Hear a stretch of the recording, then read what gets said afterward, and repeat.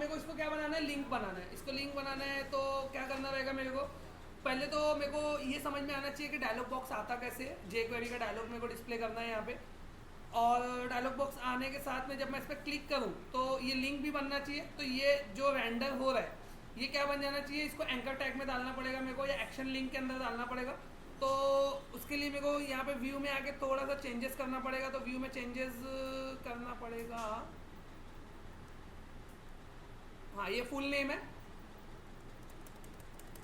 इधर पे चेंज करना पड़ेगा मेरे को। तो इधर पे क्या चेंज करना पड़ेगा, मैं लिखूंगा @HTML.ActionLink, ठीक है।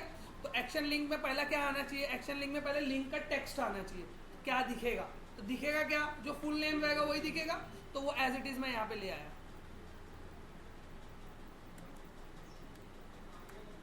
ठीक है, फुल नेम दिखेगा। और क्या, और उसके बाद क्या आएगा, उसके बाद एक्शन मेथड का नेम। जब इस पर क्लिक किया तो कौन सा एक्शन मेथड कॉल होना चाहिए, बात समझ में आ गई। जब मैं इस पर क्लिक किया तो कौन सा एक्शन मेथड कॉल होना चाहिए, एमवीसी का कोई एक्शन मेथड होगा वो कॉल होगा। तो मैं एक स्पेसिफिक एक्शन मेथड स्पेसिफाई करता हूँ, शो डायलॉग। और शो डायलॉग कौन से कंट्रोलर के अंदर होगा, वो कंट्रोलर का नेम मेरे को स्पेसिफाई करना पड़ेगा, बराबर ना। वो कंट्रोलर का नेम मैं स्पेसिफाई करूंगा। तो कंट्रोलर का नेम स्पेसिफाई किया मैं, कंट्रोलर का नेम हो गया मेरा, कस्टमर में ही बना देता हूँ मैं, कस्टमर, हाँ ठीक है, कस्टमर। और उसके बाद अब ये शो डायलॉग जब कॉल होगा तो मेरे को पता चलना चाहिए ना कि क्लिक, अभी लिस्ट ऑफ कस्टमर्स है तो कौन सा कस्टमर क्लिक हुआ है वो पता चलना चाहिए। तो जब मैं क्लिक करूंगा तो उसके साथ तो उसकी राउट वैल्यू वहाँ पे चली जाना चाहिए। तो राउट वैल्यू डालने के लिए मैं क्या स्पेसिफाई कर दूंगा, मैं राउट वैल्यू स्पेसिफाई किया, राउट वैल्यू,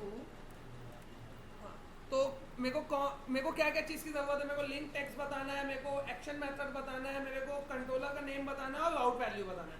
तो ऐसा कौन सा कंट्रोलर जो है मैं ऐसा कौन सा ओवरलोडेड फंक्शन जो मैं यूज़ कर सकता हूँ। तो पहला क्या बोल रहा है ये, लिंक टेक्स्ट है और एक्शन नेम। दूसरा क्या है, लिंक टेक्स्ट एक्शन नेम राउट वैल्यू। राउट वैल्यू मेरे को चाहिए लेकिन उसके साथ में मेरे को और क्या चाहिए, कंट्रोलर का नेम भी चाहिए, लेकिन कंट्रोलर का नेम इसमें है नहीं। तो मैं और आगे बढ़ गया, और आगे बढ़ा तो राउट वैल्यू डिक्शनरी ये भी नहीं चाहिए मेरे को। और क्या बोला, कंट्रोलर का नेम है लेकिन इसमें राउट वैल्यू नहीं है। मेरा मुंह भी देखो, उधर देखो, तुमको बोल रहा हूँ, इधर देख के हाँ की बोल रहा, उधर उधर नंबर बता रहा हूँ मैं। फिर क्या है, एक्शन मेथड है, राउट वैल्यू है, HTML एट्रीब्यूट है। HTML एट्रीब्यूट मेरे को फिलहाल यहाँ पे कुछ भी नहीं चाहिए। और इसमें क्या है, इधर भी HTML एट्रीब्यूट है। इसके अंदर क्या है, इसके अंदर देखो, इसके अंदर कुछ काम का लग रहा है। लिंक टेक्स्ट है, एक्शन मेथड है, कंट्रोलर है, राउट वैल्यू है और HTML एट्रीब्यूट भी है। तो HTML एट्रीब्यूट में मैं क्या बताया, link text, action method name, controller का नेम, राउट वैल्यू, और अब मेरे को क्या बताना पड़ेगा, HTML एट्रीब्यूट। तो HTML एट्रीब्यूट फिलहाल मेरे को इसके लिए कुछ नहीं बताना, समझा। बाद में बहुत लोग क्वेश्चन करते हैं सर ये नल क्यों लिखे, ये नल क्यों लिखे। अगर मैं नल नहीं लिखूंगा तो वो दूसरा समझेगा मैं दूसरा ओवरलोडेड फंक्शन कॉल कर रहा हूँ। उसको मेरे को बताना पड़ेगा कि यही वाला कॉल कर जो मैं सेलेक्ट किया हूँ। जो मैं सेलेक्ट किया तो उसके एंडिंग में HTML एट्रीब्यूट पास करना था लेकिन मेरे को नहीं पास करना था, मैंने नल पास किया। तो वो फोर है या फाइव पैरामीटर वाला एक्शन मेथड कॉल करेगा। तो 5 पैरामीटर में पहला पैरामीटर लिंक टेक्स्ट है, दूसरा एक्शन, तीसरा कंट्रोलर, चौथा राउट वैल्यू, पांचवा जो है HTML एट्रीब्यूट। तो राउट वैल्यू क्या पास करना है, राउट वैल्यू पास करना है ID इक्वल्स जो इसका ID है वो, तो ID equals item dot ID, customer ID पास हो जाएगा। तो जब उस पर क्लिक करेंगे हम लोग तो वो राउट वैल्यू लेके एक्शन मेथड के अंदर चला जाएगा पैरामीटर में, और वहाँ जाके कुछ तो वो पार्शियल व्यू लेके आएगा और वो पार्शियल व्यू को डाल देगा डायलॉग बॉक्स में। नहीं समझा, नहीं समझा। जब मैं लिंक पे क्लिक करूंगा तो लिंक पे क्लिक करने के बाद क्या होगा, एक शो डायलॉग फंक्शन कॉल होगा। शो डायलॉग के फंक्शन में कस्टमर आईडी जाना चाहिए, तो वो आईडी वो वहां पर मिलेगा उसको। ये देखो, एक पहले थोड़ा सा देख लो उसके बाद समझता हूँ। ये इतना देख लिए, इसको सेव कर लो। इसको सेव करने के बाद इसको रिफ्रेश कर दो, स्विच ऑन।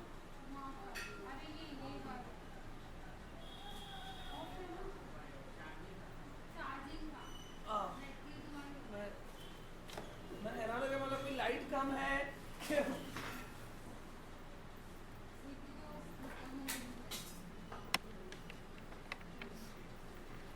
तो ये देखो ये क्या बन गया, अभी मैं इस पे एरो लेके गया, तो इस पे एरो लेके गया तो यूआरएल क्या बना, ये controller name, action method name और आईडी यहाँ पे आ गया। आईडी ये क्यों आया, क्योंकि मैंने राउट वैल्यू में आईडी पास किया। बात समझे? थोड़ा सा इसको चेंज करता हूँ, इसको मैं आईडी के अलावा कुछ और लिखा, आईडी 2, तो अब ये एज ए क्वेरी स्ट्रिंग जाएगा। देखो पेज रिफ्रेश हो गया, अब देखो दिखा क्वेश्चन मार्क आईडी 2, तो आईडी खाली लिखता हूँ तो ब्रैकेट में क्यों जाता है, क्योंकि यूआरएल पैटर्न में मैंने आईडी दिया हुआ है। कहाँ पे दिया हुआ है, route.config में जाके चेक करो।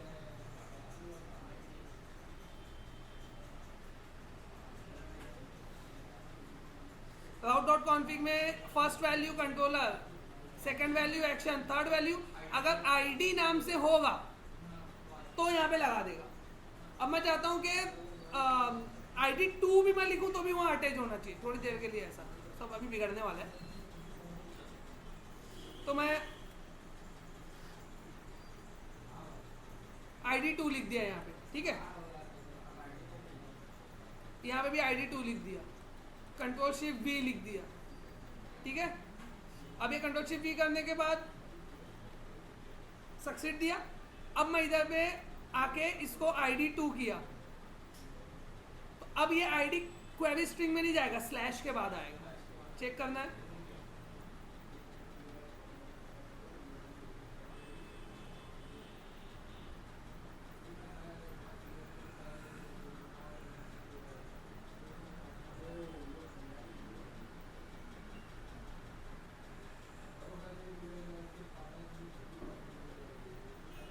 देखा 101 की तरह स्लैश के बाद है अभी आईडी। तो समझा कि राउट वैल्यू का और राउट कॉन्फिग का रिलेशन क्या है।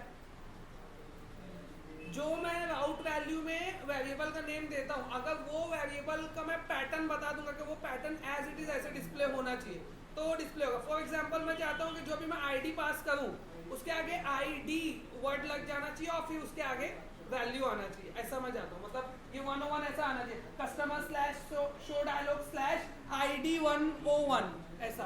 तो उसके लिए मेरे को क्या करना पड़ेगा, तो मैं आईडी जब भी जो भी पास करूंगा तो मैं इसको आईडी कर दिया, route.config में जाके इसको भी मैं आईडी कर दिया और इसके आगे आईडी लगा हुआ आना चाहिए, इसके आगे आईडी लगा हुआ आना चाहिए और जो आईडी में वैल्यू है वो आ जाए। तो आईडी 101, तो कंट्रोल शिफ्ट वी,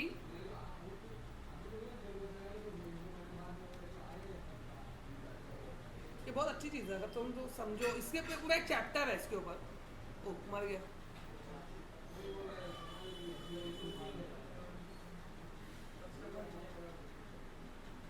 अच्छा ये index ID,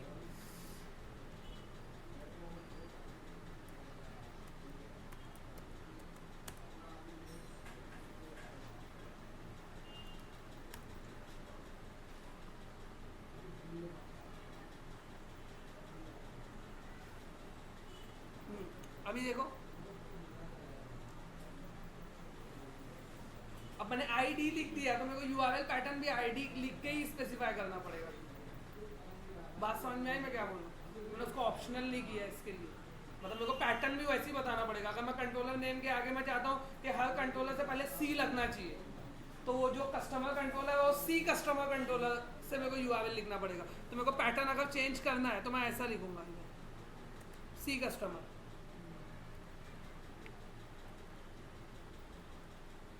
control shift we किया मैं, देखो गौर से कैसे चेंज होगा, बिल्ड सक्सेड किया। अभी अगर मैं इसको रिफ्रेश करूंगा तो कुछ नहीं आएगा,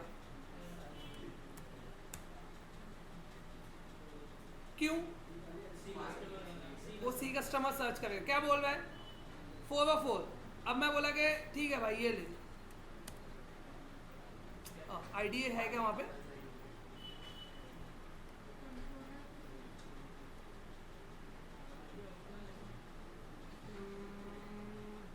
सी कंट्रोलर कैपिटल सी कंट्रोलर, तो हाँ सही तो है।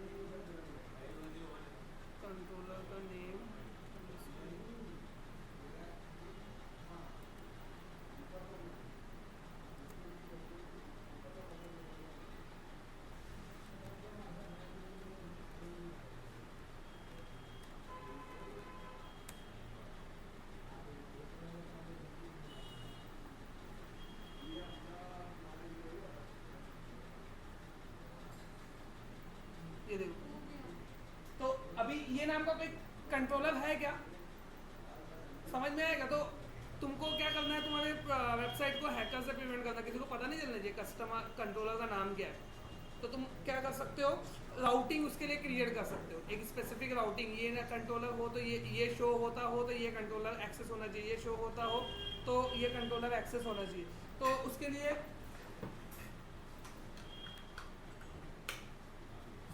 समझ में आएगा क्या किया हमने, पहले क्यों नहीं एक्सेप्ट किया? पता नहीं यार, मैं भी थोड़ा कंफ्यूज हूँ। आईडी में अपन पहले आईडी नहीं, जो कंसेप्ट मैं बता रहा हूँ वो कंसेप्ट एज इट इज वैसे ही है।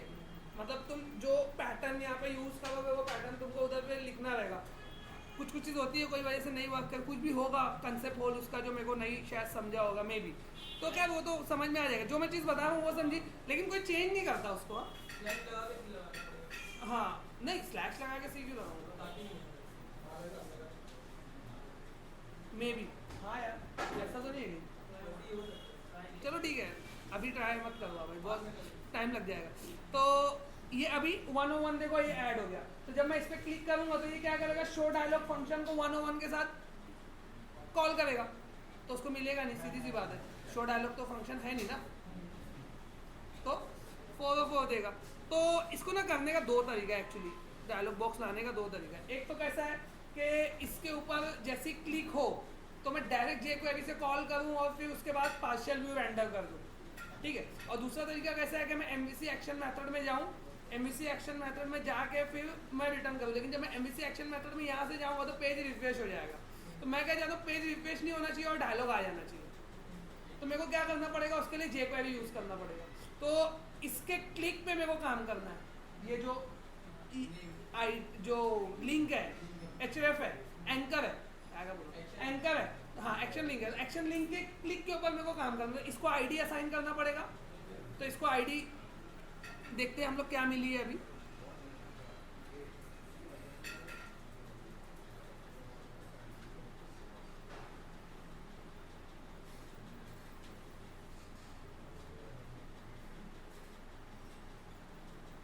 तो अभी इसको कोई भी आईडी असाइन नहीं हुई है, तो हम लोग इसको आईडी असाइन करेंगे। तो मैं इसको आईडी असाइन किया, तो जो एक्शन लिंक ऐसे लिया हूँ इसको राउट वैल्यू हटा देता हूँ काम।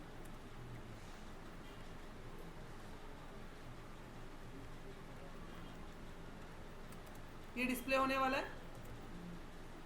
तो मेरे को ये क्रिएट करना है एंकर, सॉरी एंकर href उसके लिए। तो href में कुछ भी नहीं रहेगा मेरा, और इसके लिए एक आईडी असाइन करना है। तो आईडी दे दिया मैं LIN के लिंक नेम करके इसका आईडी दे दिया। इसको नेम असाइन करना है, नेम असाइन कर दिया, नेम भी मैंने सेम दे दिया लिंक नेम, और एंकर ये क्लोज हुआ। तो एंकर में लिखना क्या है, मेरे को ये लिखना है कंट्रोल X करके यहाँ पेस्ट किया, लेकिन ये इसको क्या लगाना पड़ेगा C# मोड में ले जाने के लिए @ तो ये एंकर। अब मैं इसके ऊपर क्लिक करता हूँ, इसमें नेम की ज़रूरत नहीं है, कट कर दो इसको।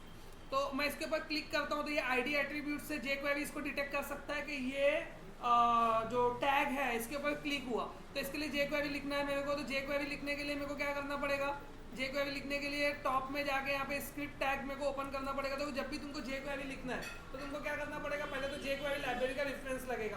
तो jQuery लाइब्रेरी में कल इंस्टॉल कर दिया था, तो jQuery लाइब्रेरी का रेफरेंस यहाँ से मिल जाएगा तुमको, jQuery 2.1.min.js।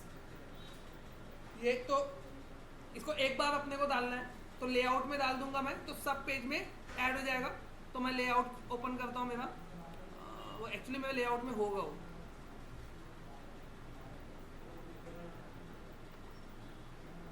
ये है मेरा लेआउट।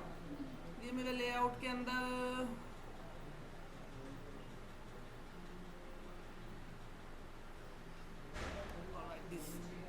ठीक है, तो इसको कट कर दो। अपडेटेड jQuery ऊपर टॉप में डालो, ये बहुत डेट टाइम को लेके मसला हुआ था इसको लेके। तो एकदम टॉप में jQuery ऐड कर दो। तो टॉप में jQuery ऐड करना है मेरे को, तो मेरे पास jQuery 2.1.4 min.js ये फाइल है, इसको ऐड कर दिया, ठीक है। इसको सेव कर दो। अब जे क्वेरी ऐड हो गया तो मैं जे क्वेरी यूज़ कर सकता हूँ ये पेज में, क्योंकि वो लेआउट से आ जाएगा वहाँ पे। तो यहाँ पे मेरे को क्या लिखना है, एक स्क्रिप्ट टैग लिखना है। स्क्रिप्ट टैग लिखा मैं, स्क्रिप्ट टैग में सबसे पहले मेरे को क्या करना पड़ेगा, जे क्वेरी में क्या होता है, पहले जो पोर्शन पे तुमको काम करना है उसको तुमको सेलेक्ट करना पड़ता है। तो मेरे को कौन से पोर्शन पे काम करना है, मेरे को ये इस पे काम करना है, राइट, इस पे क्लिक होने पे। तो इसका नेम, इसका आईडी तुमको गेट करना पड़ेगा। तो इसका आईडी मैंने क्या दिया है, ये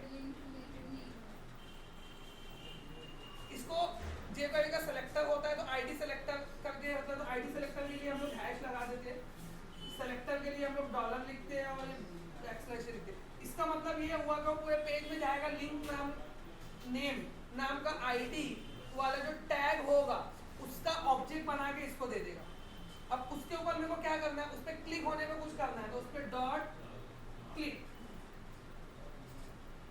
उस पर डॉट क्लिक पे मेरे को जो परफॉर्म करना है वो मैं यहाँ पे लिखूंगा। अब मेरे को क्या करना है, जैसे उस पर क्लिक होगा तो एक फंक्शन कॉल होना चाहिए। तो मैं बोल दिया एक फंक्शन होगा जो एनोनिमस फंक्शन होगा, एनोनिमस फंक्शन, या फंक्शन की बॉडी होगी। देखो ये वही है, क्लिक का ओपन, क्लिक का क्लोज, उसके अंदर फंक्शन, ऐसा कुछ मेरे को जे क्वेरी में लिखना पड़ता है। तो ये समझा, ये समझा ना कि मिटाऊं, लिखना तो नहीं होगा ना। तो मेरे को क्या करना पड़ेगा, उसको सेलेक्ट करना है। तो मेरे पास उसका नेम होना चाहिए, तो मैं इसको थोड़ा सा ऐसा करके कॉल करता हूँ, मेरे को दिखना चाहिए ना ऊपर क्या है उसका नेम, तो मैं इधर से ले लूँगा।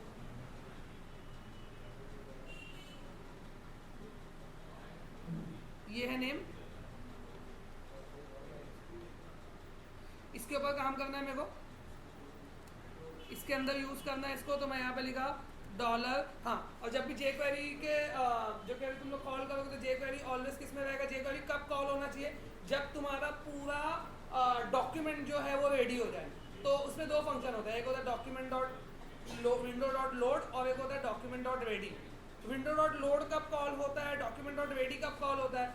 विंडो डॉट लोड मतलब जब विंडो के हर एक एलिमेंट रेंडर भी हो जाए, लोड भी हो जाए, उसके बाद विंडो डॉट लोड जो है इवेंट फायर होता है। डॉक्यूमेंट डॉट रेडी कब कॉल होता है, डॉक्यूमेंट डॉट रेडी जब सब टैग, तुम्हारे पेज का जितना भी टैग है वो सब बन गया, रेडी हो गया, तो वो फंक्शन कॉल हो जाता है। दोनों में फर्क है। तो पहले कौन सा कॉल होता है, पहले डॉक्यूमेंट डॉट रेडी कॉल होता है, उसके बाद पहले डॉक्यूमेंट रेडी होता है, सब टैग बनता है, फिर उसकी जब प्रॉपर्टी अप्लाई हो जाती है तो विंडो डॉट लोड कॉल हो जाता है। तो पहले रेडी कॉल होता है, फिर लोड कॉल होता है। तो हम लोग को रेडी पे काम करना रहता है, हम लोगों को किस पे काम करना है, रेडी पे। तो मैं डॉक्यूमेंट को सेलेक्ट करना है मेरे को, तो डॉक्यूमेंट एक ऑब्जेक्ट है जे क्वेरी में, डॉक्यूमेंट डॉट रेडी फंक्शन। जैसे डॉक्यूमेंट रेडी होगा तो मेरे को करना क्या है, जैसे डॉक्यूमेंट रेडी होगा तो मेरे को एक फंक्शन कॉल करना है। हाँ चालू ही होगा, बंद तो मैं किया नहीं, चालू। तो डॉक्यूमेंट डॉट रेडी फंक्शन कब, डॉक्यूमेंट डॉट रेडी फंक्शन कब कॉल होगा, जब डॉक्यूमेंट रेडी हो जाएगा। तो जैसे डॉक्यूमेंट रेडी होगा तो ये फंक्शन कॉल होना चाहिए। तो मैंने लिख दिया यहाँ पे फंक्शन, ये फंक्शन कॉल हो जाना चाहिए, समझा। डॉक्यूमेंट डॉट रेडी के ब्रैकेट में मैं एनोनिमस फंक्शन बना दिया। वो फंक्शन पहले मैं चेक करता हूँ कि सही काम कर रहा है कि नहीं। तो मैंने अलर्ट डाला, अलर्ट डाल के लिखा यस। तो इससे क्या समझ में आएगा, डॉक्यूमेंट जैसे रेडी होगा तो एक अलर्ट आ जाएगा। तो मैं पहले चेक कर लेता हूँ, इसको सेव कर लिया मैं। सेव करने के बाद इसको मैं रिफ्रेश किया तो जैसे डॉक्यूमेंट ये पूरा रेडी हो जाएगा तो एक अलर्ट बॉक्स शो किया। तो इसका मतलब मेरा जे क्वेरी की जो स्क्रिप्ट है वो काम कर रही है, नहीं काम कर रही है, सॉरी, ठीक है। रिबिल्ड नहीं किया था मैं लास्ट टाइम, पता नहीं आएगा कि नहीं आएगा। आया, आ गया ये अलर्ट, यस लिखा हुआ, मतलब वो मेरी स्क्रिप्ट काम होगा। जैसे डॉक्यूमेंट ये रेडी हुआ उसने अलर्ट कॉल किया। तो मैं क्या चाहता हूँ, डॉक्यूमेंट डॉट रेडी पे अलर्ट नहीं आना चाहिए, डॉक्यूमेंट डॉट रेडी पे एक फंक्शन बनना चाहिए और वो इसके क्लिक इवेंट पे अटैच हो जाना चाहिए। तो डॉक्यूमेंट डॉट रेडी पे मेरे को क्या काम करना है, मेरे को अलर्ट नहीं दिखाना है, मेरे को इसको सेलेक्ट करना है, इसको। तो इसको कैसे सेलेक्ट करूंगा मैं, इसको कैसे सेलेक्ट करूंगा मैं, सही कैसे सेलेक्ट करूंगा मैं, इसको हैश लिख के इसका नेम बराबर डॉट क्लिक। तो इसके क्लिक पे एक फंक्शन कॉल होगा। तो मैंने बताया कि ये फंक्शन कॉल होगा और ये वो फंक्शन की बॉडी होगी, समझ में आया। तो ये ये फंक्शन कॉल होगा, ये फंक्शन में मेरे को एक्चुअल कोड करना है। तो अब मैं देखता हूँ कि इसका क्लिक कॉल हो रहा है, तो मैं अगेन एक अलर्ट डाल दिया। जब मैं उस पर क्लिक करूँगा तो यस करके अलर्ट आएगा। किस पे? लिंक पे। सेव कर दिया, F5 किया, तो अब डायरेक्ट अलर्ट नहीं आएगा। अब डॉक्यूमेंट रेडी हुआ तो उसने क्या किया, वो फंक्शन ले जाके उसके क्लिक पे अटैच कर दिया इसके। अब मैं इस पर क्लिक करूँगा तो अलर्ट आएगा। आया? बात समझ में आ रही है?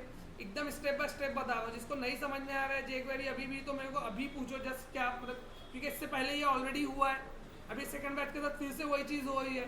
तो अगर नहीं तुम लोगों को भी अगर नहीं समझ में आ रहा तो पूछ सकते हो कि ये कैसे हो रहा है, वो कैसे हो रहा है, मैंने ये क्यों लिया, वो क्यों लिया, वो चीज़ कैसे आ गई, उसको डॉलर कैसे पता चल गया, वो सब चीज़। डॉलर क्या है? सेलेक्टर है। डॉलर की डेफिनेशन कहाँ है? जो मैंने लाइब्रेरी इंपोर्ट की jQuery.min.js, उसके अंदर डॉलर की डेफिनेशन है। मैं डॉलर लिखा तो वो क्या किया, लाइब्रेरी में जाके डॉलर की डेफिनेशन सर्च किया कि डॉलर सेलेक्टर है। सेलेक्टर में क्या है? जो ऑब्जेक्ट तुम पास करोगे वो। तो डॉलर में 6 टाइप के सेलेक्टर है। आईडी सेलेक्टर है, क्लास सेलेक्टर है, ग्रुप सेलेक्टर है, कॉन्टेक्ट सेलेक्टर है। तो हम लोग 90% jQuery में हम लोग क्लास और आईडी सेलेक्टर यूज़ करते हैं। अभी तक तो मैं सिर्फ आईडी ही यूज़ किया हूँ, क्लास भी यूज़ करते हैं। क्लास सेलेक्टर भी यूज़ होता है, वो कभी ज़रूरत पड़ेगी तो मैं बताऊँगा क्लास सेलेक्टर। तो फिलहाल अब ये आईडी सेलेक्टर भी तुमको आ गया तो बहुत है। आईडी सेलेक्टर है, ये कैसे मालूम पड़ेगा? हैश से। अगर हैश लगा हुआ है तो इसका मतलब हैश के बाद वाली चीज़ क्या है? कोई ना कोई एलिमेंट की आईडी है, तो वो जाएगा वही डॉक्यूमेंट में जो अभी रेडी हुआ, रेडी होने के बाद कॉल होगा। तो जो डॉक्यूमेंट अभी रेडी हुआ वो डॉक्यूमेंट में जाके वो लिंक नेम नाम की आईडी को सर्च करेगा। लिंक नेम नाम की आईडी मिल जाएगी तो क्या करेगा, उसके क्लिक इवेंट पे ये फंक्शन को अटैच कर देगा। तो उसके ऑन क्लिक पे ये फंक्शन कॉल होगा। तो ये फंक्शन कॉल होगा तो मेरे को क्या दिखाना है? मेरे को अलर्ट दिखाना है। तो मेरे को अलर्ट कैसा दिखाना है? डायलॉग बॉक्स में दिखाना है। तो डायलॉग बॉक्स के लिए मेरे को क्या करना पड़ेगा? डायलॉग बॉक्स बनाने के लिए jQuery का डायलॉग बॉक्स ऐसे शो करते हैं। तो jQuery का डायलॉग बॉक्स शो करने के लिए jQuery UI हम लोग यूज़ करते हैं। ये देखो,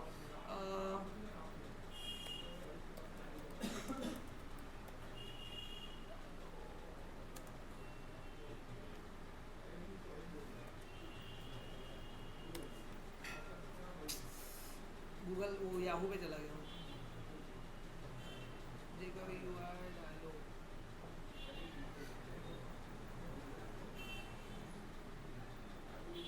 तो jQuery का डायलॉग नॉर्मल डायलॉग कैसा होता है?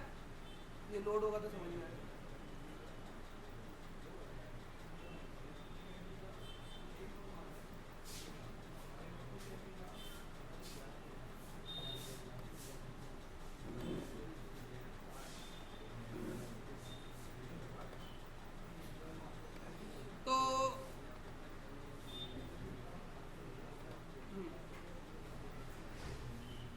तो jQuery का डायलॉग शो करने के लिए हम लोग एक्चुअली करते क्या है? तो jQuery का डायलॉग शो करने के लिए एक डिव बनाते हैं हम लोग, जो डायलॉग बनना चाहिए ना, मतलब जो डायलॉग बॉक्स में दिखना चाहिए, यानी name, ID, image, animation, marquee, कुछ भी हो सकता है ना, वो डायलॉग में दिखेगा ओपन होने के बाद। तो उसके लिए एक डिव ले लेते हैं, सिंपल। तो मेरे को क्या दिखाना है? मेरे को कस्टमर के नेम पे क्लिक होने पे उसकी इन्फॉर्मेशन दिखाना है। उसकी इन्फॉर्मेशन जो आएगी वो डेटाबेस से एक पूरा व्यू बन के आएगी। तो उसके लिए मैं क्या करूँगा, वो इन्फॉर्मेशन को ला के डिव में भर दूंगा। तो वो डिव ले लूँगा, और वो डिव को अगर तुमको डायलॉग बनाना है तो वो डिव को डायलॉग बनाने के लिए तुम क्या करोगे, वो उसका आईडी लोगे, डॉलर लिखोगे, हैश लिखोगे, उसका आईडी लिखोगे, डॉट डायलॉग लिख दोगे, तो वो डायलॉग बॉक्स बन जाएगा। समझ में आया? तो डायलॉग बनाने के लिए बेसिकली क्या करना पड़ेगा? एक डिव लेने का, उसको एक आईडी देने का, वो आईडी से डायलॉग फंक्शन कॉल कर लेने का। तो ये डायलॉग फंक्शन है किधर? ये डायलॉग फंक्शन है jQuery UI के अंदर। ये डायलॉग फंक्शन है किधर? इसको डेफिनेशन तो मैं नहीं लिख रहा हूँ ना, इसकी डेफिनेशन कौन लिखा? jQuery UI। तो मेरे को क्या करना पड़ेगा? मेरे प्रोजेक्ट में jQuery UI को रेफरेंस करना पड़ेगा। तो फर्स्ट स्टेप क्या रहेगा? jQuery UI का रेफरेंस। तो jQuery UI है इधर पे, ठीक है? तो jQuery UI min.js में min और नॉर्मल फाइल दोनों सेम फाइल होती है। मिन फाइल जो होती है वो मिनिफाइड वर्जन होता है, उसमें से स्पेसेस रिमूव हो जाती है। देखो मैं ये फाइल ओपन करता हूँ jQuery UI, तो इट्स क्वाइट रीडेबल, मतलब एक रीडेबल फॉर्मेट में। हाँ, समझ में आता है कि ये फैक्टर है, ये फंक्शन है। यही फाइल अगर मैं मिनिफाइड फॉर्म में ओपन करता हूँ तो ये रीडेबल नहीं होती है। सेम कोड है, सेम कोड, एक लाइन में without blank space, without tab, without enter. तो क्या होता है, वो ब्लैंक स्पेस और इंटर की वजह से स्पेस कम हो जाती है, क्योंकि ये फाइल कैसी होती है, जो तुम रेफरेंस करते हो हर एक क्लाइंट के लिए वो ब्राउजर में डाउनलोड होती है। तो इसका तुम अगर इसकी तुम साइज देखोगे तो इसकी साइज जो होती है तकरीबन 64 KB है, और इसकी साइज तुम देखोगे तो इसकी साइज तकरीबन 31 और 30 KB है, मतलब हाफ से भी कम। समझ में आया? तो ऑलवेज तुम कौन सी फाइल यूज करोगे? Minified version. तो फिर मैं तो दो वर्जन बोलते हैं, तो इंटरव्यू में क्वेश्चन करते हैं कि दो jQuery का कौन सा दो वर्जन है, तो एक प्रोडक्शन वाला वर्जन है, प्रोडक्शन इन्वायरमेंट वाला वर्जन है, और एक डेवलपमेंट इन्वायरमेंट वाला वर्जन है। डेवलपमेंट इन्वायरमेंट प्रोडक्शन वर्जन मतलब जो मेरी साइट चलने लगी मैं डाल दिया तो मैं वहाँ पे प्रोडक्शन वर्जन यूज़ करूँगा। और डेवलपमेंट वर्जन कब यूज़ करूँगा? फॉर एग्जाम्पल मैं बहुत बड़ा जावास्क्रिप्ट का माहिर हूँ, मेरे को jQuery की लाइब्रेरी में कुछ बग मिल गया, तो अब इसमें तो मैं सही कर सकता नहीं। समझ में आया क्या बोलो? तो मैं क्या करूँगा, वो डेवलपमेंट वर्जन ओपन करूँगा, उसमें वो jQuery का कोड सही करूँगा, उसको रेफरेंस करूँगा मैं। अब jQuery वाले गलती कर दिए तो अब मेरे को साइज से कॉम्प्रोमाइज़ करना पड़ेगा, 64 KB वाली ही मेरे को लेना पड़ेगा। लेकिन ये सिनेरियो अगर मैं 100 डेवलपर को खड़ा करूँगा तो ये सिनेरियो कितने लोग के साथ होगा? शायद एक के साथ भी ना हो। बात समझ में आ रही? या 0.5 के साथ बोलूँगा मैं, आधे डेवलपर के साथ 200 में से एक निकलेंगे, ऐसा है। तो इसके लिए हम लोग ऑलवेज क्या करेंगे? मिनीफाइड वर्जन यूज़ करेंगे। वैसे भी हम लोग कौन से UI डेवलपर है, तो हम लोग ऑलवेज ही मिनीफाइड यूज़ करेंगे। तो मेरे को मिनीफाइड वर्जन यूज़ करना, तो jQuery UI min.js किधर है? इधर ये लेआउट, इधर पे मेरे को वो फाइल लगेगी, तो jQuery UI min.js फाइल, और सेम के लिए मेरे पास CS फाइल भी होगी कंटेंट फोल्डर के अंदर।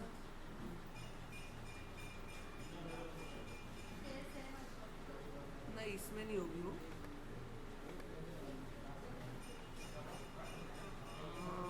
ये ऑल है ना,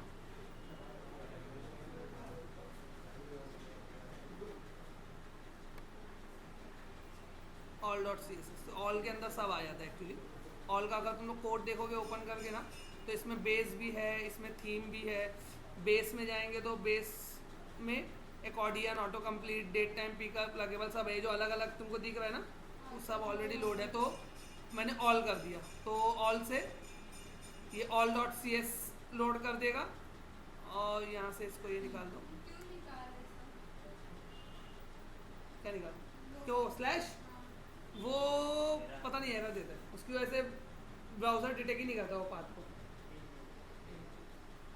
तो ये समझा, jQuery में मैं रेफरेंस किया लेआउट में, और UI रेफरेंस किया। अब मेरे को एक डिव चाहिए, लेकिन वो डिव के अंदर डेटा कहाँ से आएगा? तो वो डिव यहाँ पे होगा मेरा, ऊपर के सेक्शन में। नीचे मैं एकदम टेबल की ख़त्म करने के बाद एक डिव बनाऊंगा इधर पे, ये डिव, ठीक है। उसका आईडी क्या दे दिया? कस्टमर इन्फो डायलॉग, ठीक है। इसको कस्टमर इन्फो डायलॉग दे दिया। अब इसको, इसके लिए jQuery का डायलॉग मेरे को यूज़ करना पड़ेगा। तो अभी मैं इसमें ऐसे लिख दिया, दिस इज टेस्ट टेक्स्ट, ठीक है, ये ऐसे लिख दिया मैं। अब इसके लिए इसको डायलॉग बनाना है मेरे को, इसको Ctrl+C किया, यहाँ पे आके मेरे को jQuery के लिए इसको कोड करना पड़ेगा। तो उसको सेलेक्ट किया मैं, डॉलर लिखा, डॉलर ID सेलेक्टर से उसको सेलेक्ट करूँगा, ID सेलेक्टर से सेलेक्ट किया, ये हो गया मेरा ID सेलेक्टर डॉट डायलॉग। समझ में आया क्या? तो ये डायलॉग बन गया। अभी मैं इसको रिफ्रेश करूँगा, नहीं ये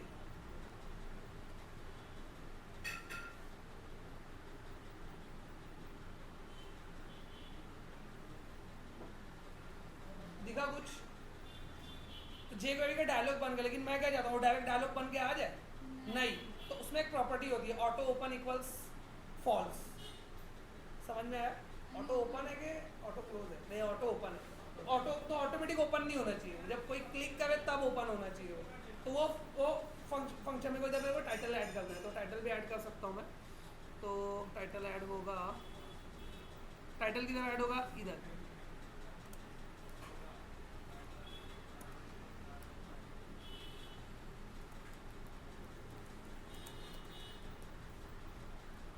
ठीक है। तो ये जो फंक्शन मैं इधर पे कॉल किया हूँ इसके अंदर मेरे को एट्रीब्यूट यूज करना है। तो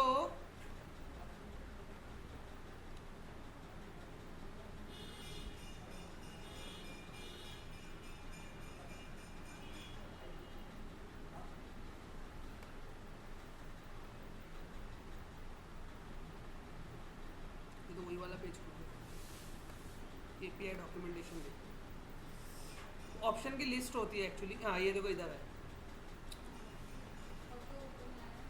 तो इतने ऑप्शंस है। तो ऑटो ओपन, उसकी वैल्यू अपेंड टू, मतलब उसके अंदर कुछ अपेंड करना है, कुछ बटन्स लेना है, जैसे डायलॉग बॉक्स में क्लोज नीचे कुछ बटन आती है ना, वो बटन्स लेना है, तो बटन्स। और इसमें मेथड, इसका ओपन मेथड कॉल करेंगे तो डायलॉग ओपन हो जाएगा, इसका क्लोज मेथड कॉल करेंगे तो डायलॉग क्लोज हो जाएगा। इसका इवेंट, जैसे एक इवेंट है ड्रैग, तो मैं ड्रैग किया, जैसे जैसे डायलॉग ड्रैग कर रहा हूँ तो डायलॉग का कुछ चेंज होना चाहिए, तो वो इवेंट।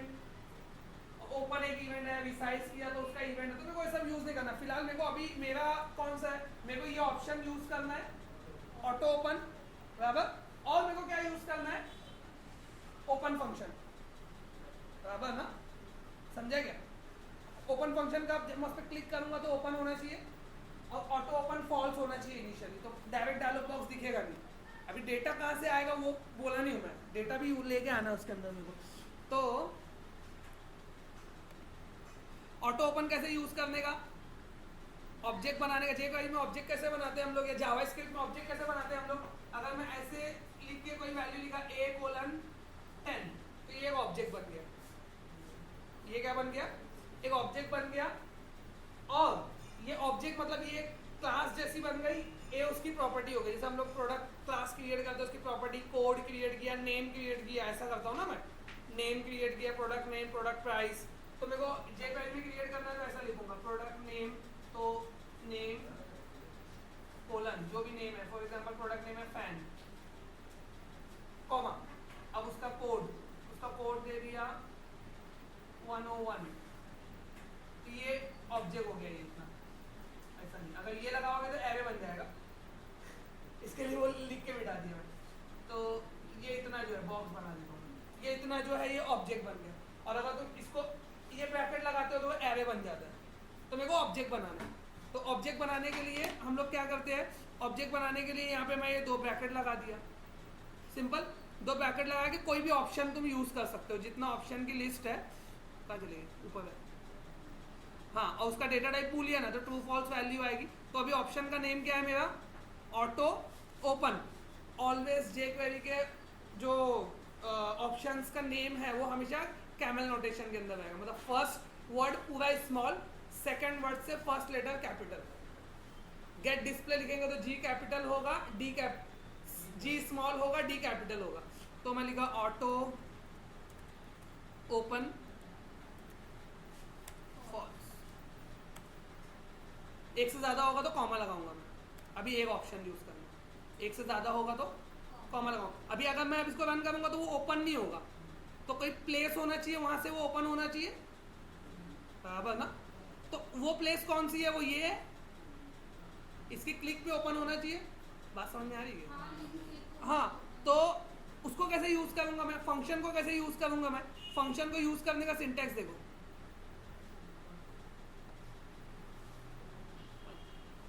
कैसे यूज किया, डॉट डायलॉग लिखने का और उसमें फंक्शन का नेम पास करने का। सेलेक्टर में मतलब कोई भी सेलेक्टर हो सकता है, क्लास सेलेक्टर, आईडी सेलेक्टर, कुछ भी। तो मेरा सेलेक्टर कौन सा, ये है,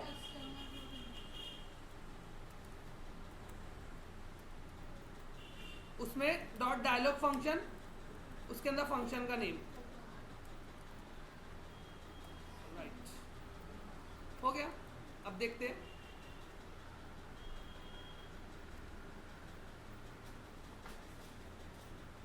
डायलॉग नहीं ओपन हुआ, ऑटो ओपन फॉल्स, पहले ओपन हो जा रहा था ना रिक्वेस्ट करने पे, अभी नहीं ओपन हुआ। अभी मैं क्लिक किया,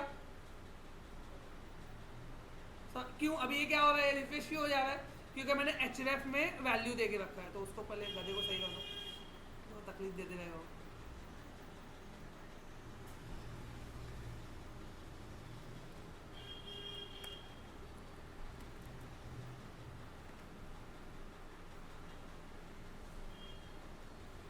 पेज रिफ्रेश नहीं हो रहा। समझ में आया? अब जब मैं इस पर क्लिक करता हूँ डायलॉग ओपन होता है, उससे पहले मेरे को क्या करना पड़ेगा, जाके एक एमवीसी के एक्शन मेथड बैकेंड में कॉल करना पड़ेगा, उससे कस्टमर का डेटा वीटा सब निकालना पड़ेगा, लाके वो नीचे जो सैंपल टेक्स्ट लिखा हुआ उसके अंदर डालना पड़ेगा, उसके बाद डायलॉग ओपन करना पड़ेगा। तो ये सब कोड कहाँ पे होगा? ये सब कोड यहाँ पे होगा डायलॉग ओपन करने से पहले। समझ में आया? ये सब कोड कहाँ पे होगा? डायलॉग ओपन करने से पहले। अब मैं इसको सही कर दूँ। तो डायलॉग ओपन करने से पहले अगर ये कोड होगा तो मेरे को वो फंक्शन बनाना पड़ेगा। अब फंक्शन बनाना कैसा है मेरे को? वो फंक्शन हर एक एक्शन मेथड का एक रिटर्न टाइप होता है ना। अभी ये एक्शन मेथड का रिटर्न टाइप क्या है? ये एक्शन मेथड का रिटर्न टाइप ये है कि ये नॉर्मल एक्शन मेथड क्या करता है, एक व्यू रिटर्न करता है, वो पूरा व्यू होता है, वो दिखने लगता है। ये वैसा नहीं है। ये कैसा होगा? ये एक व्यू तो रिटर्न करेगा लेकिन वो व्यू एक दूसरे व्यू के अंदर शो होगा। मतलब मेरा ऑलरेडी व्यू है, उसके अंदर एक डिव है, उसके अंदर जाके ये शो होने वाला है। मतलब इसका रिटर्न टाइप क्या होगा? Partial view. इसका रिटर्न टाइप क्या होगा? Partial view. तो मेरे को एक एक्शन मेथड क्रिएट करना पड़ेगा जिसका रिटर्न टाइप क्या रहेगा? Partial view. तो पार्शियल व्यू रिटर्न करने के लिए एक एक्शन मेथड लेना पड़ेगा मेरे को। तो एक एक्शन मेथड ऐड करता हूं मैं। एक एक्शन मेथड में कस्टमर कंट्रोलर में ऐड कर देता हूँ। तो एक एक्शन मेथड क्रिएट किया यहाँ पे हो गया तुम्हारा public partial action. Action result होता है तो पार्शियल व्यू रिजल्ट उसका रिटर्न टाइप होगा। और वो फंक्शन जो भी मेरे को बनाना है तो शो डायलॉग,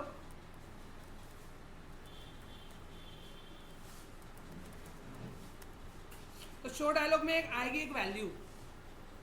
शो डायलॉग के अंदर क्या आएगी? एक्चुअल में एक वैल्यू आएगी। तो वो होगा एक्चुअली कस्टमर का आईडी, बराबर। तो वो कस्टमर का आईडी, तो वो कस्टमर का आईडी लेके मेरे को क्या करना पड़ेगा? वो कस्टमर का रिकॉर्ड पहले निकालना पड़ेगा पूरा। तो वो कस्टमर का रिकॉर्ड निकालने के लिए मैं उसके लिए ऐसा मॉडल करके वेरिएबल ले लिया, underscore customer service dot get by ID. Get by ID के अंदर मैं क्या करूँगा? उसका आईडी पास कर दूंगा तो एक ऑब्जेक्ट निकल जाएगा। गेट बाय आईडी बनाया ही क्यों? मैं वही के लिए बनाया हूँ, आईडी भेजूँ, कस्टमर की वैल्यू आना चाहिए। गेट बाय आईडी का कोड है कि नहीं है पहले देख लूँ। मैं कोड किया था क्या get by ID customer service का?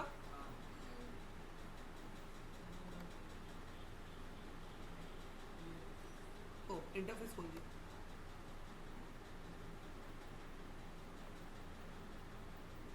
है कोड है तो मतलब वैल्यू आएगी। तो शो डायलॉग करके ये वैल्यू देगा, बराबर। और ये रिटर्न क्या करेगा? जब हम लोग एक्शन रिजल्ट रिटर्न करते हैं तो नीचे क्या लिखते हैं? व्यू रिजल्ट रिटर्न करते हैं तो नीचे क्या लिखते हैं? View return view. Partial view return करना है तो क्या लिखूंगा? Partial view. सिर्फ व्यू नहीं, पार्शियल व्यू। तो वो बोलेगा भाई बताओ पार्शियल व्यू में तुमको कौन सा पार्शियल व्यू रिटर्न करना है? तो ये वाला कंस्ट्रक्टर मेरे को यूज करना है, व्यू का नाम और उसका मॉडल। मॉडल कौन सा? जो अभी आईडी से निकाला हूँ वो मॉडल, वो। और व्यू मैं बनाऊंगा अभी थोड़ी देर के बाद। तो व्यू मैं बना लेता हूँ। व्यू जो होगा वो यही नाम से होगा, लेकिन उसके आगे मैं अंडरस्कोर लगा दूंगा जस्ट समझने के लिए कि वो पार्शियल व्यू है। और उसका मॉडल जो है मैं अभी बनाया ना मॉडल, वो होगा। तो अब इस पर राइट क्लिक करूंगा, ऐड व्यू, यहाँ पे मार्क कर दिए, इधर से हटा दिया mark, create as partial view. तो ये पार्शियल व्यू हो गया। इसका नेम मैंने क्या बोला? इसके आगे अंडरस्कोर लगेगा तो इसके आगे अंडरस्कोर दे दिया। इसका मॉडल बता देना है मेरे को, इसका मॉडल बता दिया मैं। इसका मॉडल क्या है? कस्टमर का ऑब्जेक्ट। तो ये स्ट्रांगली टाइप व्यू हो गया, मैं पहले ही बाइंड करके बना रहा हूँ। कस्टमर का ऑब्जेक्ट। और ये क्या बताएगा? इसके फोल्डिंग भी यूज कर लो थोड़ी सी डिटेल्स, तो मेरे को ज़्यादा कोड नहीं करना पड़ेगा, तो बहुत सारा कोड लिखना पड़ेगा मेरे को। मैं उसको बाद में चेंज करूँगा बूटस्ट्रैप के लिए। तो फिलहाल तो कुछ तो बना के देगा। ये रेफरेंस लाइब्रेरी मेरे को नहीं चाहिए, मार्क हटा दिया, तो फिर जाके डिलीट करना पड़ता है।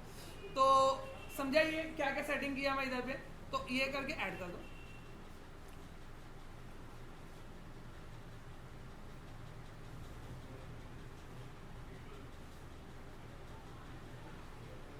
तो ये display name, F name, M name, L name, ये सब ऑटोमेटिक कोड आ जाएगा।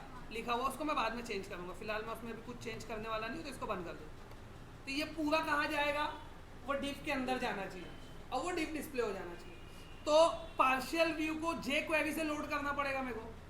तो पार्शियल व्यू को जे क्वेरी से लोड करने का मेथड क्या है, तो यहाँ पे आया मैं, यहाँ पे आके किस में लोड करना है मेरे को, ये इसमें लोड करना है। तो मैं लिखूँगा डॉलर हैश, इसका नेम डॉट लोड। कहाँ से मिलेगा उसको लोड करने के लिए, तो लोड फंक्शन में देखा तो लोड में बोल रहा है URL लिखो, आगे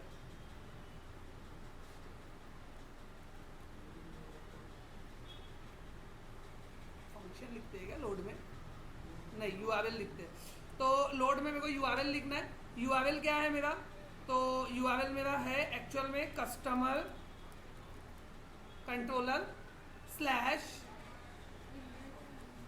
शो डायलॉग एक्शन मेथड, बराबर ना। उसके आगे उसका आईडी आना चाहिए। वो आईडी कहाँ से मिलेगा, वो आईडी कहाँ से मिलेगा,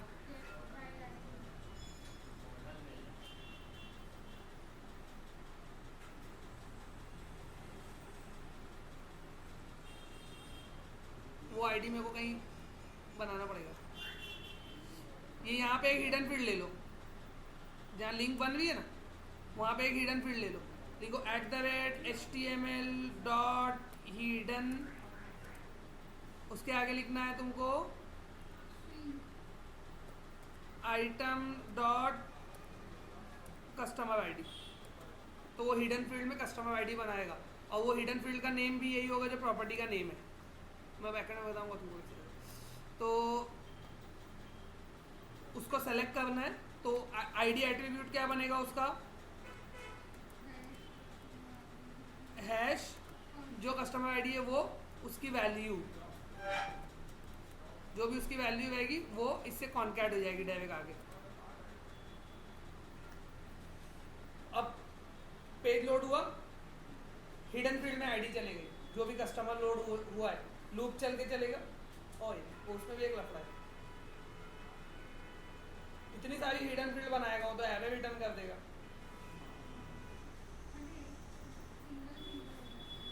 नहीं समझेगा प्रॉब्लम, वो लूप चलाएगा ना, वो लूप चलाएगा इसके लिए। तो इधर मैं हिडन फील्ड लिया हूँ, तो इतनी सारी हिडन फील्ड सब सेम नाम की रहेगी। बात समझ में आई क्या, तो कैसे करूँगा, समझ गया ना।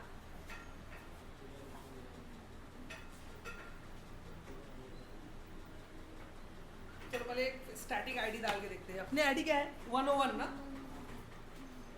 ये सॉल्व हो जाएगा तो वो भी सॉल्व हो जाएगा 101, ठीक है। तो ये आईडी से पार्शियल व्यू लोड करेगा किसके अंदर, इसमें, और उसका डायलॉग को ओपन कर देगा, खत्म, इतना ही है इसके अंदर। Ctrl+Shift+V,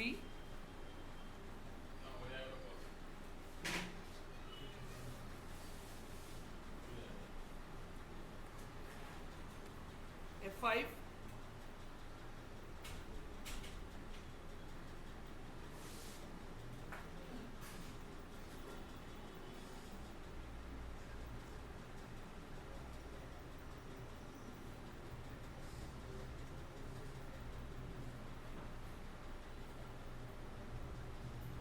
तो मैं इस पर क्लिक किया,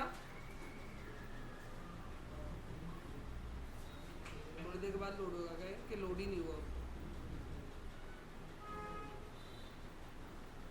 हाँ थोड़ी देर के बाद आया, ये देखो गौर से देखो, जो वो ऐसे ही आ गया, मैं क्योंकि मैंने कोई फॉर्मेट नहीं किया उसके अंदर।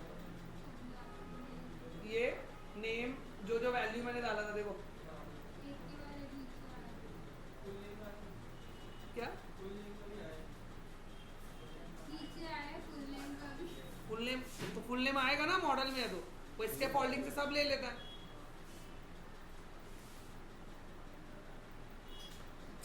तो क्लोज कैसे किया जाए, बटन तो बनाया नहीं क्लोज करने के लिए।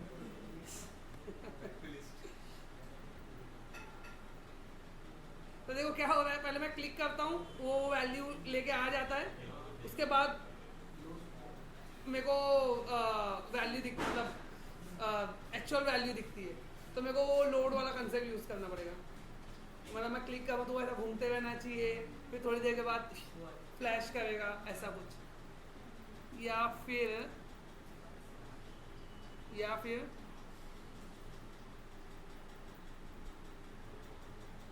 डायलॉग कैसे ओपन हो जाता है बिना इसके, अगर ये लोड नहीं होता तो ये एजेक्स कॉल कर देता है, इसका मतलब तो इसके सक्सेस में इसको डालना पड़ेगा। डायलॉग में इससे पहले डिले किया था ना, डिले मतलब क्या, वो उसके लिए किया था, $.ajax यूज़ किया था ना उसके अंदर, तो उसमें ऐसा क्लिक करता था तो वो इमेज हो के वेट बोलता था, फिर जब कॉल होता था तो उसके बाद जब उसको डेटा मिल जाता था तो डेटा बताया जाता था, डेटा नहीं मिलता था तो वो वेट कर्सर घुमाते रहता था।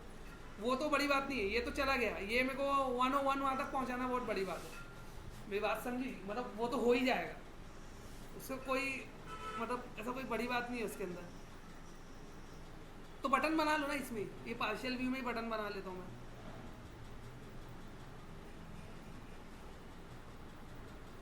या इसके अंदर बटन बनेगी, बैक टू द लिस्ट का ऑप्शन रहेगा, लेकिन वो होम कंट्रोलर को कॉल कर देता है, तो मेरे को jQuery में बनाना पड़ेगा उसको क्लोज करने के लिए, समझे?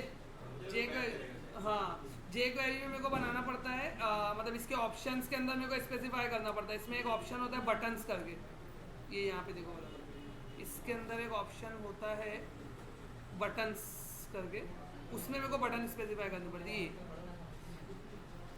कहाँ गया, ये इधर बटन्स का एरे, तो पहले मेरे को बटन का टेक्स्ट बताना रहेगा, ये ऐसा बताना पड़ता है, मतलब पूरा, और उस पर मैं क्लिक करूँगा तो क्या कॉल होना चाहिए वो भी बताना पड़ता है, तो वो फंक्शन।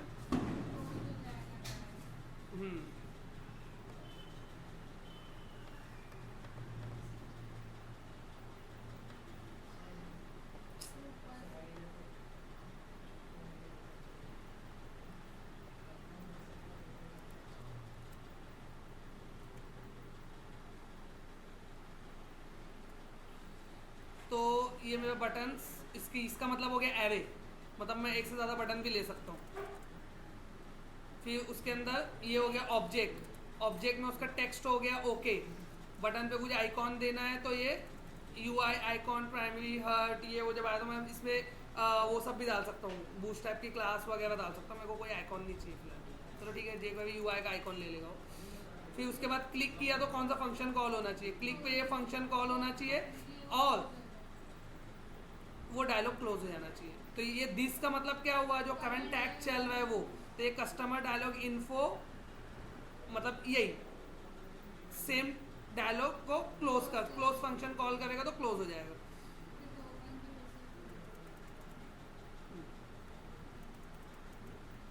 ये हो गया, ये बटन्स के लिए, ये एरे, ये ऊपर का क्लोज, Ctrl+S, रिफ्रेश, गलत पेज रिफ्रेश किया गया, सेम था क्या, हाँ सेम।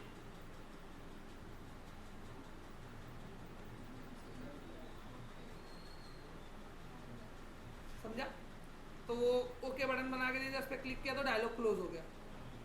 तो अब मेरे को ये आईडी वहाँ तक पहुँचाना है, तो ये आईडी को मेरे को ना कुछ तो करना पड़ेगा यार, ये तो अलग मसला हो गया। दिस फंक्शन कॉल करके मेरे को उसको लेके जाना पड़ेगा, मतलब जावा स्क्रिप्ट के साथ खिलवाड़ करना पड़ेगा।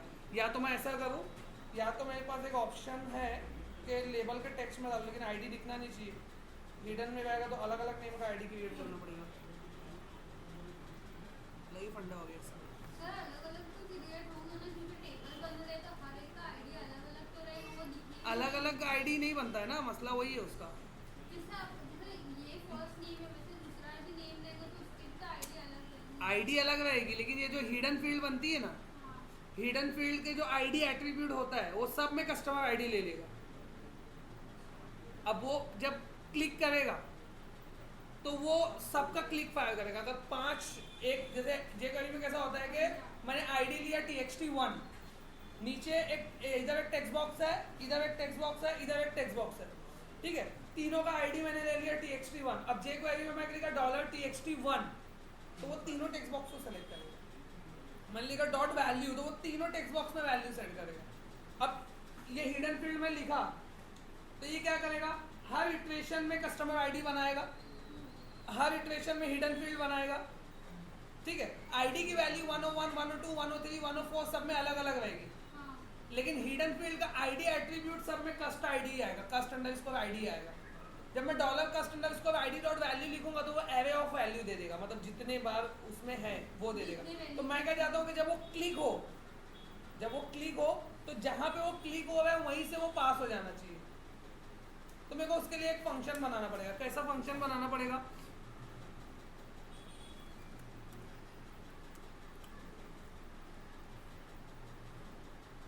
इसके क्लिक पे कुछ कॉल करना पड़ेगा, मतलब इसको ऐसा करना पड़ेगा। इस पे मैं लिखूँ आगे ऑन क्लिक, इसके क्लिक के ऊपर एक फंक्शन कॉल हो, तो वो फंक्शन का नाम मैं ले लिया, फॉर एग्जांपल सेट वैल्यू करके फंक्शन है। वो सेट वैल्यू में जो वैल्यू जाने वाली है वो क्या होगी, सेट वैल्यू में। अब ये सेट वैल्यू हर एक के लिए ऑन क्लिक अलग अलग बनेगा, तो इसमें सेट वैल्यू में मेरे को बताना पड़ेगा कि वैल्यू क्या जाने वाली है। तो वैल्यू जाने वाली है 101, तो मैं ऐसा नहीं दूंगा, मैं ऐसा लिखूंगा @item डॉट कस्ट आईडी, तो वो हर एक के लिए सेट वैल्यू देगा। हाँ हाँ, उसमें भी इतनी मेहनत में काम नहीं हो जाएगा। अब ये सेट वैल्यू फंक्शन मेरे को लेना पड़ेगा, बनाना पड़ेगा खुद से इधर पे ऊपर। तो ये एक फंक्शन लिया मैं, फंक्शन सेट वैल्यू, इसके अंदर जो वैल्यू आएगी वो, तो जो वैल्यू आएगी वो आईडी की वैल्यू होगी, वो वैल्यू जाके मिलना चाहिए वो यूआरएल को। तो जब वो कॉल करेगा तो एक यूआरएल बनेगा। तो यहाँ से वेरिएबल एक लिया मैं, वेरिएबल एक यूआरएल करके ले लिया। वो यूआरएल वेरिएबल के अंदर ऐसा कुछ तो यूआरएल बनेगा जो ऊपर में बनाया था।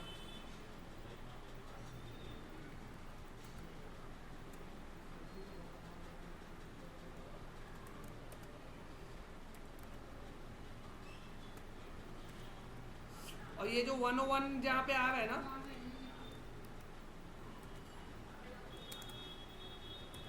वहाँ पे वैल्यू कॉन्कैट करूँगा, ये यूआरएल बनेगा। अब ये यूआरएल में वैल्यू सेट हो गई तो उसके बाद ये फंक्शन कॉल हो जाना चाहिए। वैल्यू सेट हो गई तो ये फंक्शन कॉल होना चाहिए, ये यूआरएल से वो लोड हो जाना चाहिए। वो यूआरएल से लोड हो गया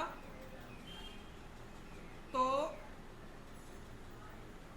डायलॉग ओपन हो जाना चाहिए।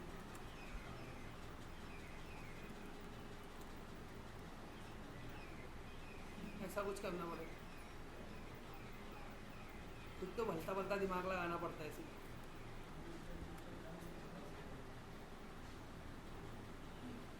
अभी मैं अलर्ट यहाँ पे डालता हूँ।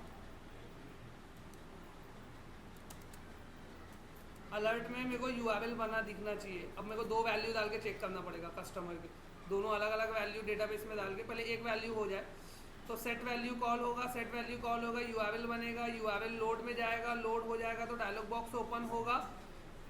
डायलॉग बॉक्स ओपन होगा तो वैल्यू उसको दिखेगी। तो डायलॉग बॉक्स ओपन होगा तो बाय डिफ़ॉल्ट डायलॉग बॉक्स में क्या होना चाहिए, बाय डिफ़ॉल्ट डायलॉग बॉक्स में एक इमेज होना चाहिए या एक टेक्स्ट लिखा हुआ होना चाहिए, प्लीज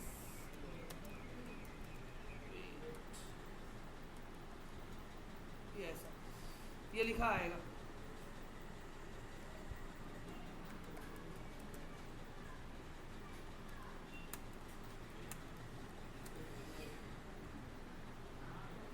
डायलॉग लोड हुआ, सेट वैल्यू फंक्शन कॉल होगा, सेट वैल्यू ऊपर मिलेगा, सेट वैल्यू से वैल्यू वहाँ पे जाएगी, यूआरएल बनेगा, यूआरएल लोड में जाएगा, लोड से डिफ फिल होगा, डिफ फिल होने के बाद पार्शियल व्यू का रिजल्ट आएगा, पार्शियल व्यू का रिजल्ट आने के बाद वो उसमें लोड जाएगा। देखो होना तो चाहिए।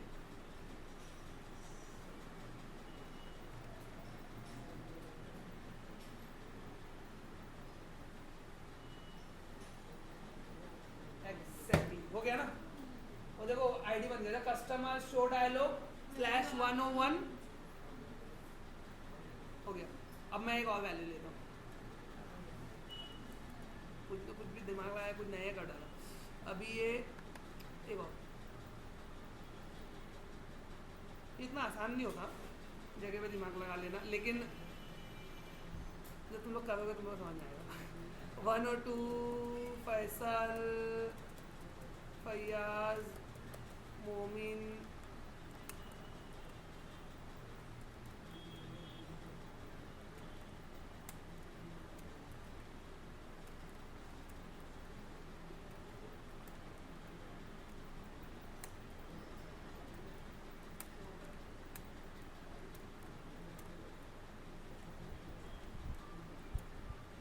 हो गया। F5 ID 102 बराबर ना। इतनी जल्दी आ रहा है, प्लीज वेट भी लिख दो। एक्चुअली वो अलर्ट में थोड़ा टाइम लग जाता है, तो जब तक वो MVC का एक्शन मेथड कॉल हो जाता है। अभी अलर्ट हटाता हूँ।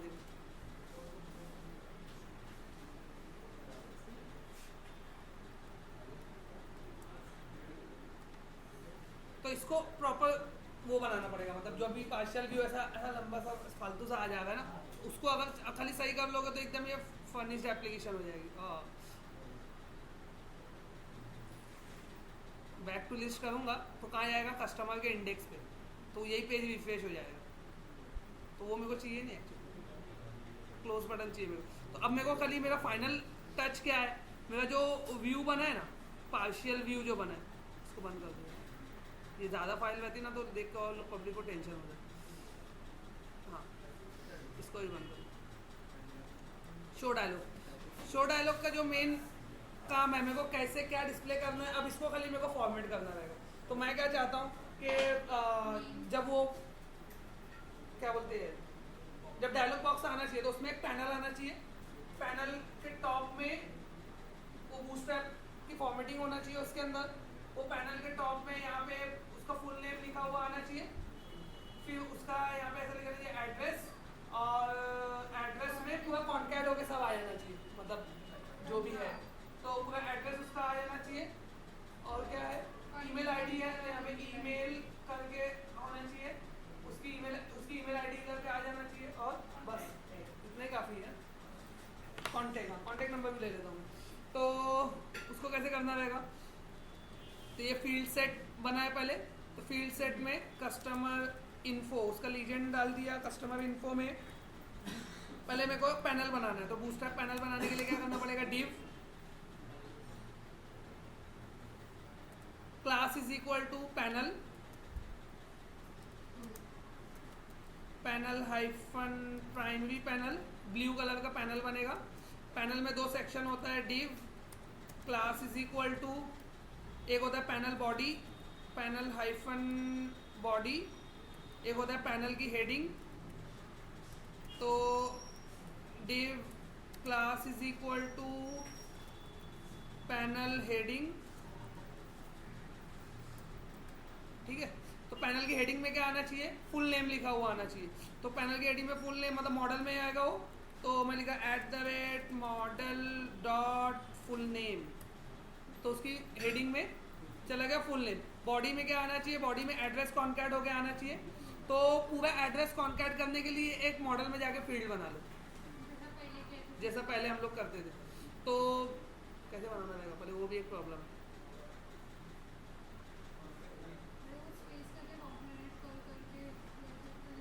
चलो पहले उधर बनाते हैं, फिर इधर से समझ में आएगा। कस्टमर का मॉडल, कस्टमर सर्विस, तो पब्लिक स्ट्रिंग फुल एड्रेस, खाली गेट कर सकता है बंदा इसको, ठीक है। तो रिटर्न में क्या होगा, सबसे पहले क्या आएगा, उसके एड्रेस लाइन 1 बराबर। तो एड्रेस लाइन 1 का क्या, एड्रेस लाइन 1, उसके बाद एड्रेस लाइन 1 से कॉन्कैट क्या होगा, कॉमा, ऐसा लिखते हैं हम लोग, दिस कॉमा, फिर next line slash n plus slash n डालू बी याद डालू, कंफ्यूज हो गया। चलो स्लैश एन देखते हैं, मैं बाद में देखते। एड्रेस लाइन 1 कॉमा, उसके बाद हम लोग क्या करते हैं, उसके बाद क्या आएगा बोलो यार।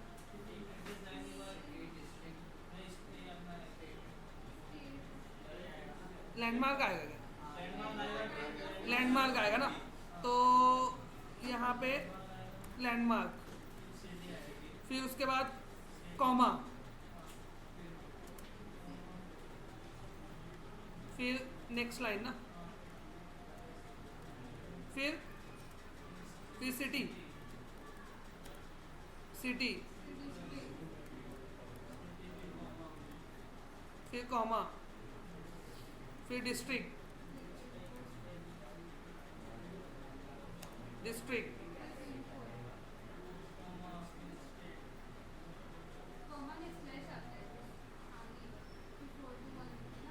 City, Bhiwandi, district, Thane, hyphen, हाँ डिस्ट्रिक्ट के बाद थाने हाइफन महाराष्ट्र, ऐसा ना। तो कॉन्कैट बाय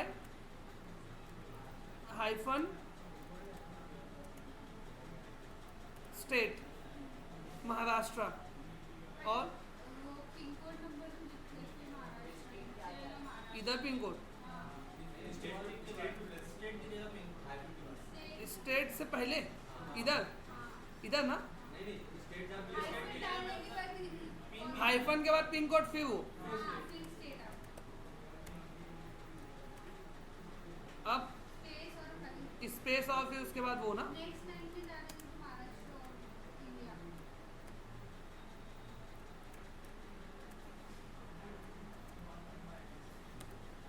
स्टेट और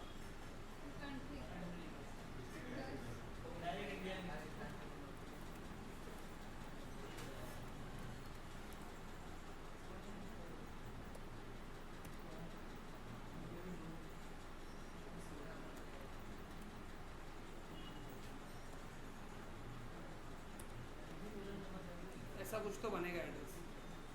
तो ये प्रॉपर्टी मेरे को वहाँ पे लगेगी, कंट्रोल शिफ्ट वी, ये समझा ना कस्टम प्रॉपर्टी। अभी तो मेरे ख्याल से एकदम क्लियर हो गया होगा ये एकदम साफ हो गया।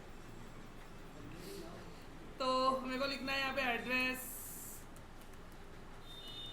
कोलन, फिर उसका एड्रेस आना चाहिए लेबल के अंदर, label @model dot full address, जो भी है। अब अगर मेरे को फुल एड्रेस में कुछ चेंज करना है तो एक जगह चेंज करूँगा, 17 जगह चेंज हो जाएगा। और क्या करना है मेरे को, हाँ ये भी एक इशू है ना, ये बाजू में प्रिंट करने वाली बात है ना। हाँ क्या, हाँ ये तो ये डिव लेना पड़ेगा, इसकी विड्थ कम करना पड़ेगा, फिर इसके लिए एक डिव लेना पड़ेगा, उसकी विड्थ कम करना पड़ेगा। तो ये पूरा एड्रेस जो है एक डिव के अंदर चला जाएगा, उसमें स्टाइल, उसकी विड्थ 50%, आधा हाइट वो खुद से ले लेता है। फिर उसके बाद 50% वाला एक डिव और क्रिएट करना पड़ेगा, उसमें label, email ID, then label @model dot email, बराबर ना। और क्या लेना है, कॉन्टैक्ट, एक डिव और लेना पड़ेगा। तो बेटर ये है कि ये दोनों को बाजू में लो, एड्रेस नीचे ले लो। इसको पहले ले लिया, 50% इसने ले लिया, फिर एक डिव और लेकर उसमें कॉन्टैक्ट ले लेता हूँ, उसको भी 50% दे देता हूँ, और उसको 100% कर देता हूँ नीचे वाले को। एड्रेस बड़ा रहेगा ना, तो उसको 100% कर देता हूँ।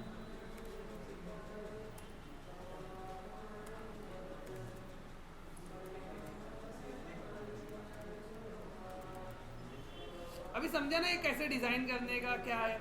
डिज़ाइन तो अब जिसका जो जितना अच्छा क्रिएटिव बंदा है वो करेगा, मेरे से तो इतनी अच्छी होती नहीं।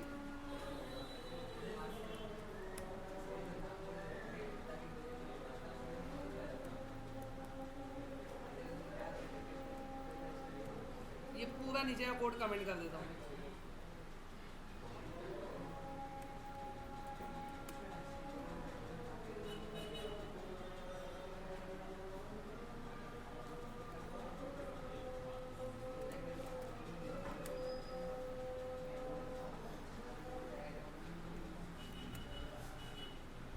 ठीक है, फील्ड सेट के अंदर बड़ा डी, उसमें पैनल के अंदर ये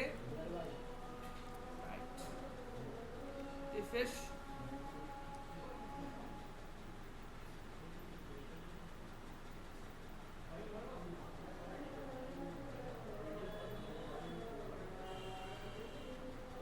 वैसे भी कहाँ देखते हो तुम लोग वीडियो हट। आया एड्रेस अच्छा आया, लेकिन थाना रोड ऐसे 2 लैंडमार्क सेम है, भिवंडी थाने -421 महाराष्ट्र इंडिया, डॉट रह गया भाई एंडिंग, समझ गया ना। ये पैनल में फुल नेम ब्लू कलर का पैनल क्योंकि प्राइमरी लिया मैं इसके लिए। क्या बोलता है अनस, है कुछ महंगा वाला? हाँ क्या है? ये बटन मेरे को बूटस्ट्रैप की बटन चाहिए, तो फिर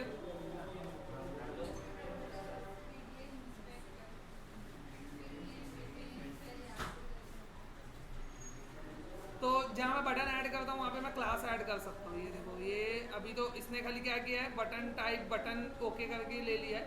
मेरे को इसकी टाइप चेंज करना है तो मैं बटन के अंदर भी क्लासेस ऐड कर सकता हूँ। ये इधर से देखो इसने किया है, इधर फॉलोइंग लाइन हियर,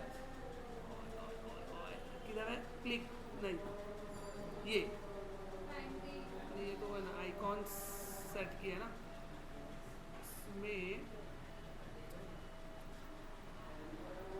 ऑप्शन के अंदर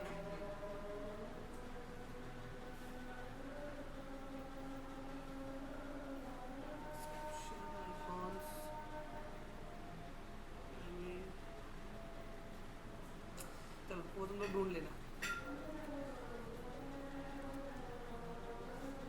मेरे को पता नहीं कैसे किया था मैं, लेकिन किया हूँ मैं। वो होता है जो मैं बोल रहा हूँ वो पक्का होता है, ऐसा कोई वो नहीं। इसमें 2 वैल्यू, सेकंड वैल्यू शो करना है।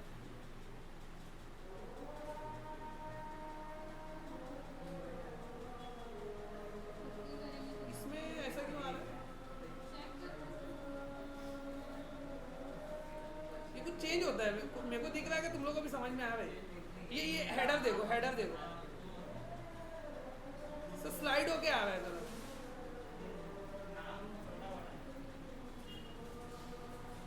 नहीं ऐसा लगा तुम लोगों को? अरे यार जो मैं बोल रहा हूँ तुम लोगों को समझ में नहीं आ रहा है, मतलब ऐसा, हाँ ऐसे स्लाइड हो रहा है कुछ।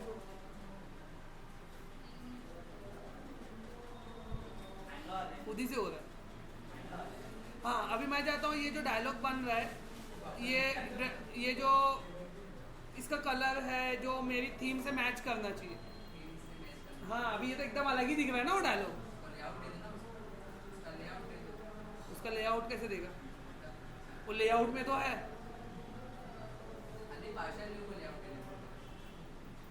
पार्शियल व्यू को लेआउट देगा तो पार्शियल व्यू को कहाँ लेआउट देते हैं? पार्शियल तो खुद ही एक व्यू में आता तो वो लेआउट में ही होता है, ऐसा कुछ नहीं है। उसको चेंज करना है तो देखो क्या करना पड़ेगा, jQuery UI में जाके चेंज करना पड़ेगा उसका कलर। एक तरीका तो ये है। दूसरा तरीका ये है कि ये jQuery की साइट पे जाने का, jQuery यूजर इंटरफेस डाउनलोड,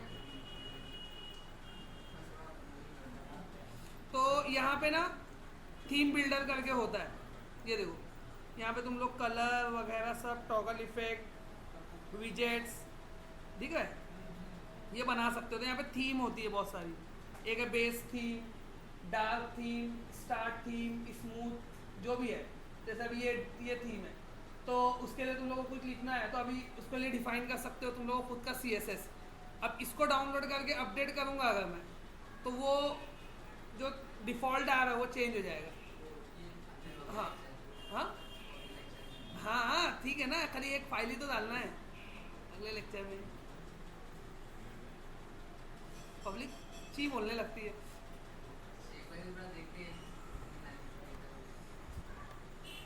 नहीं होगा तो मैं खुद ही बंद कर दूंगा, अगर थोड़ी देर में नहीं होगा तो। टाइम तो ज़्यादा हो गया।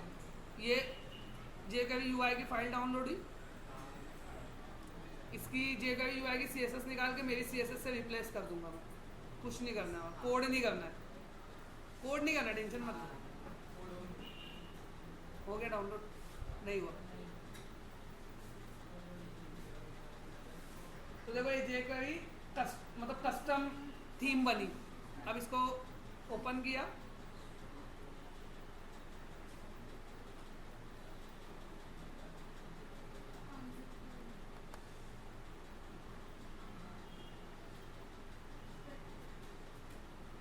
बहुत सारी थीम है तो कोई ना कोई तुम्हारे उससे मैच खाएगी ही खाएगी। वैसा बना के रखे ना उन लोग, मतलब मैच खाना ही खाना है, उससे कुछ अलग नहीं होगा। और नहीं होगा, अगर नहीं मैच खाया तो फिर तुम्हारी बस किस्मती है, या तो थीम चेंज करो या तो फिर कोड करो।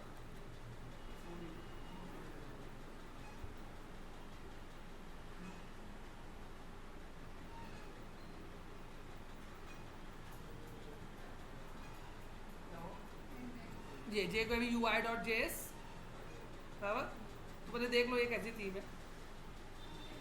पता वो डार्क थीम है एकदम, अपनी भी डार्क ही है ना, लेकिन उसका सारा ऑरेंज कलर का आता है बाहर।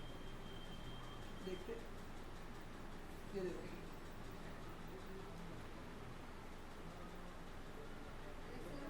ये सब बटन्स वगैरह कैलेंडर वगैरह ऐसे ब्लैक ब्लैक में बन के आएगा ही। ठीक है, तो मैं इसको अपडेट कर दूंगा वहाँ पे जो मेरा जेक्वेरी का रेफरेंस है।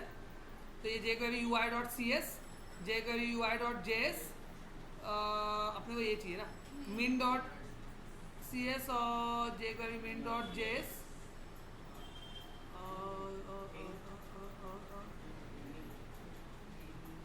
min structure theme.min।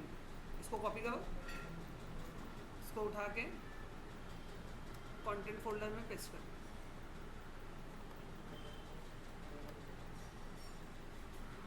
इधर है अपना, मैं दोनों साथ में कर दिया क्या? तो एक फोल्डर बना देता हूँ।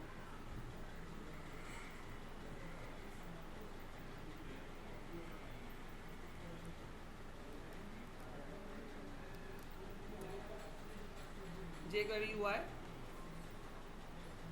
पेस्ट। अब उसमें से मेरे लेआउट में से मैं वो वाले जेक्वेरी UI का रेफरेंस निकाल के ये जेक्वेरी UI का रेफरेंस डालूंगा। तो ये मेरा लेआउट है। टॉप में अपने पास है जे इसका रेफरेंस बराबर ना। हाँ तो CS और दोनों निकालना है ना मेरे को, स्क्रिप्ट भी निकाल देना है। ये निकाल दिया और जो मैं अभी डाउनलोड किया वो डाल दूंगा। ये जेक्वेरी min.js स्क्रिप्ट फाइल, और उसके बाद जेक्वेरी min.cs फाइल।